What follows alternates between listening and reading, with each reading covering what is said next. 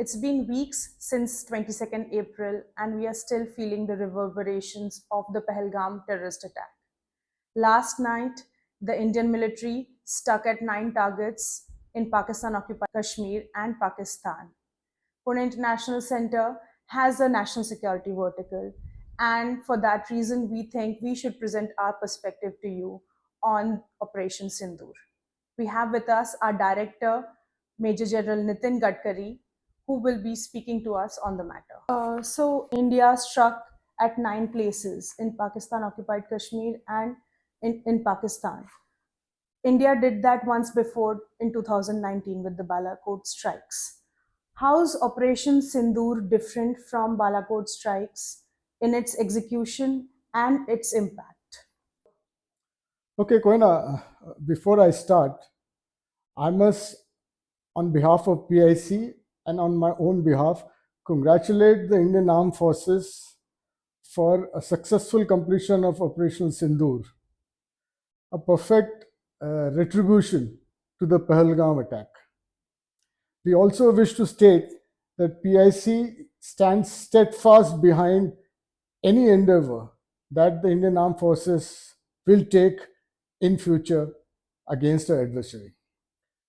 Now, coming to your question about how different is this from Balakot. So there are both similarities as well as differences. So let me cover the differences first. In Balakot, it was a single strike. Yesterday morning, there were 9 targets which were simultaneously attacked by the 3 services of the Indian Armed Forces. So it was a coordinated attack by the Indian Army, Indian Navy, and the Indian Air Force to target 9 targets, out of which 4 were in Pakistan's Punjab province and 5 were in Pakistan occupied Jammu and Kashmir. Now, you must realize that this is the first time post 1971 that India has struck in the heart of Pakistan, crossing the international border in Pakistani Punjab. So that's the dissimilarity.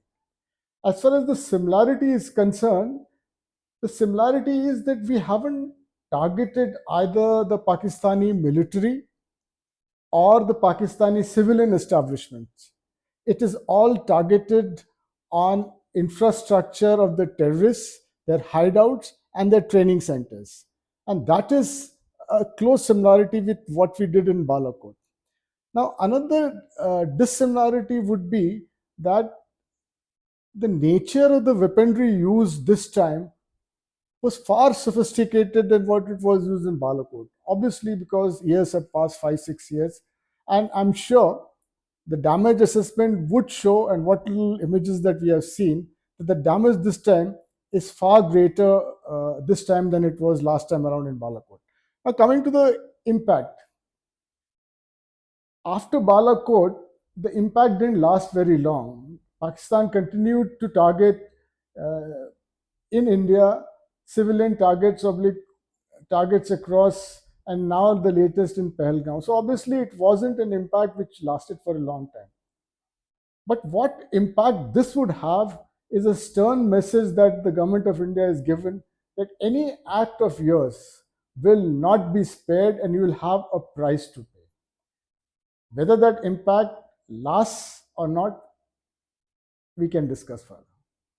So, sir, will this Operation Sindoor serve as any sort of deterrence for future attacks on the Indian soil?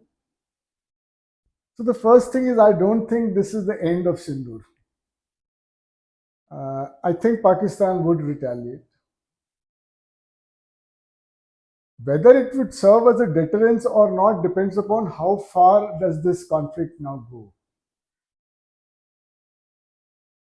If Pakistan leaves the response to a low key, then maybe one can give it a thought that Pakistan is considering the overall impact either on its polity or on its economy. But if it responds, then only time will tell how far this deterrence will go. We are already seeing certain bombings happening in Pune. Pakistan economy is not that great and it is quite disturbed by the suspension of the IWT. In this context, what do you think will be Pakistan's retaliation? What sort of retaliation can we expect? So I guess your guess is as good as mine here. But as a professional, I would say that one thing is certain that they will retaliate.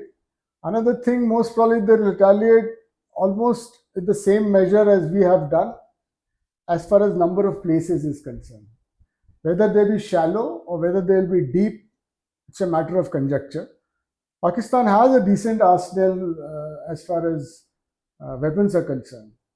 But what they would be wary of is any more damage into India has the fear of escalating this conflict into a full-fledged war, which none of the two countries can afford, but surely not Pakistan. With the economy, what you are saying being what it is, with the IMF loan of almost 32 billion to be paid by July this year, their foreign exchange reserve being nearly $10 billion, do they want to put themselves in a position where they are against the tide of the time and against the world to take this conflict to a larger war? I have my doubts, but then Pakistan is an irrational state, so your guess is as good as mine. So, borrowing from one of your blogs where you discussed the levels of India Pak relations, it being a bottomless pit, what do you think is next? Where will the relations lead to? What do we see in the future? Very difficult question to answer, Koena. In my opinion, surely after this whole thing de escalates, it's going to have an effect on Pakistan, on the government, on at least the politics of Pakistan. In this whole thing, Imran Khan, the X factor, has not been factored in. Should he come out of the jail purely on popular demand, things will change entirely. And I suspect very strongly that this conflict would lead to a situation like that.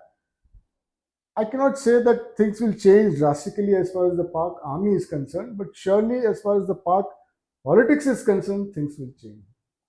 And I suspect they will change for the better. Thank you for your views, sir. That was Major General Nitin Gadkari sharing his views. To know more about the matter, join us for a panel discussion to be held at the Pune International Centre campus on the 9th of May. For more details, follow our social media handles. Thank you.